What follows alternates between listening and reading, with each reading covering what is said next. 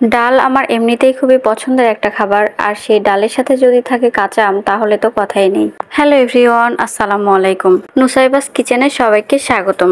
আজকে আমি আপনাদের সাথে শেয়ার করব কাঁচা আমের টক ডাল রেসিপি।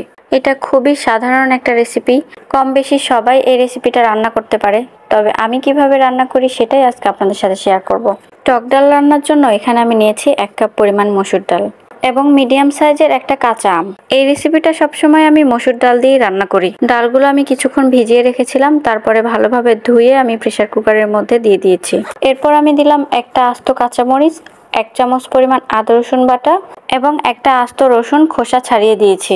এরপরে দিয়ে দিলাম পরিমাণ মতো পানি এবং 1 চামচ পরিমাণ সয়াবিন তেল। এরপর প্রেসার কুকারের ঢাকনাটি বন্ধ করে দিয়ে গ্যাসটা অন করে দিলাম। আমি তাড়াতাড়ি রান্না করার জন্য ডালটা প্রেসার কুকারে বসিয়েছি। আপনারা চাইলে নর্মাল পাতিলেও ডাল সিদ্ধ করে নিতে পারেন। ডালটা সিদ্ধ হতে হতে আমি এবার আমটা কেটে নিচ্ছি। আমটা আমি এইভাবে মিডিয়াম সাইজের টুকরা করে কেটে নিয়েছি। আপনারা চাইলে আরেকটু বড় করেও কেটে নিতে পারেন। এর মধ্যে আমার ডালটাও সিদ্ধ হয়ে গিয়েছে। দেখুন কত সুন্দর সিদ্ধ হয়েছে এবং খুবই অল্প সময়ে। আমি প্রেসার কুকারে 4টা সিটি দিয়ে নিয়েছি, তাতেই অনেক সুন্দর সিদ্ধ হয়ে গিয়েছে। এখন আমি একটা গোল চামচের সাহায্যে ডালটাকে একবারে ব্লেন্ড করে নিচ্ছি। আপনারা চাইলে এখানে ডাল ঘুটনিটাও ব্যবহার করতে পারেন, তবে আমি যেহেতু প্রেসার কুকারে ডাল সিদ্ধ করেছি এটা অনেক বেশি সফট হয়ে গিয়েছে, তাই চামচ দিয়ে একটু নাড়া দেওয়ার সাথে সাথে এটা একদম ব্লেন্ড হয়ে গিয়েছে। এরপর আমি দিয়ে দিলাম পরিমাণ মতো লবণ ও 1/2 চামচ পরিমাণ হলুদ। লবণ এবং হলুদ দিয়ে ডালের সাথে ভালোভাবে মিশিয়ে নিলাম। এরপর আমি এখানে অ্যাড করলাম নর্মাল টেম্পারেচারের পানি। ডালের ঘনত্ব যে যেরকম পছন্দ করেন ঠিক সেই পরিমাণ পানি দিয়ে নিতে হবে। আমি যেহেতু পাতলা ডাল রান্না করছি তাই আমি পানিটা একটু বাড়িয়ে দিয়েছি। এরপর ডালটা যখন ফুটতে শুরু করেছে তখন আমি এর মধ্যে দিয়ে দিচ্ছি কাঁচা আম। আমি এখানে পুরো আমটা দিচ্ছি না, কারণ আমগুলো অনেক বেশি টক ছিল আর একটা আম কাটার পরে অনেকগুলো হয়েছে। এবার বেশ কিছু সময় নিয়ে আমি ডালটা জাল করে নিচ্ছি।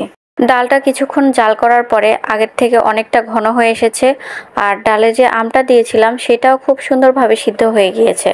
আমগুলো সিদ্ধ হয়ে যাবে কিন্তু আস্ত থাকবে, এই অবস্থায় রেখে দিতে হবে। না হলে আমটা যদি একদম বেশি গলে যায় তাহলে ডাল অনেক বেশি টক হয়ে যায়, তখন আর সেটা খেতেও ভালো লাগে না। এবার আমি ডালে বাগার দিয়ে নিব, তাই ডালের পাতিলটা একটা সাইডে রেখে আমি চুলায় একটা কড়াই বসিয়ে দিয়েছি। কড়াইটা গরম হয়ে গেলে দিয়ে দিলাম পরিমাণ মতো তেল এবং 1/2 কাপ পরিমাণ পেঁয়াজ কুচি। পেঁয়াজগুলো কিছুক্ষণ ভেজে নেওয়ার পরে দিয়ে দিলাম একটা আস্ত শুকনা মরিচ। শুকনা মরিচটা আমি হাত দিয়ে ভেঙে 2 ভাগ করে দিলাম। পেঁয়াজগুলো যখন বাদামি কালার হয়ে আসবে তখন আমি এর মধ্যে দিয়ে দিচ্ছি 2 চামচ পরিমাণ পাঁচফোড়ন। পাঁচফোড়ন ছাড়া ডাল আমি কল্পনাও করতে পারি না, তবে অনেকেই আছেন পাঁচফোড়ন পছন্দ করেন না, সেক্ষেত্রে পাঁচফোড়ন না দিলেও হবে। তবে পাঁচফোড়ন দিলে খুব ভালো একটা ফ্লেভার আসে, যেটা আমার অনেক ভালো লাগে। পাঁচফোড়ন দিয়ে বেশি সময় নিয়ে ভাজা যাবে না, তাহলে পাঁচফোড়নটা পুড়ে যাবে, তখন ডালের টেস্টটা একদম নষ্ট হয়ে যাবে। তাই পাঁচফোড়নগুলো যখন ফুটতে শুরু করেছে তখন আমি এর মধ্যে দিয়ে দিলাম রান্না করে রাখা অল্প কিছু ডাল। ডালটা দিয়ে যখন একটা বলক চলে আসবে তখন আমি এই ডালগুলো ঢেলে দিচ্ছি সব ডালের সাথে। এবার ভালোভাবে একটু সব ডালের সাথে মিশিয়ে নিচ্ছি। আর এই তো তৈরি হয়ে গেল আমের টক ডাল। এটা খুবই সাধারণ কমন একটা রেসিপি, তারপরেও আমি যেভাবে রান্না করি সেটাই আপনাদের সাথে শেয়ার করলাম। এই গরমে যখন কোনো কিছুই খেতে ভালো লাগে না তখন আপনারা চাইলেই আমের এই টক ডালটা রান্না করে খেতে পারেন। এটা খেতে অনেক বেশি মজা হয়। আশা করছি আমার আজকের রেসিপিটি আপনাদের ভালো লাগবে। আমার রেসিপিগুলো যদি আপনাদের ভালো লেগে থাকে তাহলে লাইক, কমেন্ট, শেয়ার করে আমার পাশেই থাকবেন। আজকের ভিডিওটি এখানেই শেষ করছি। দেখা হবে নতুন কোনো ভিডিওতে নতুন কোনো রেসিপি নিয়ে। সে পর্যন্ত সবাই অনেক ভালো থাকবেন।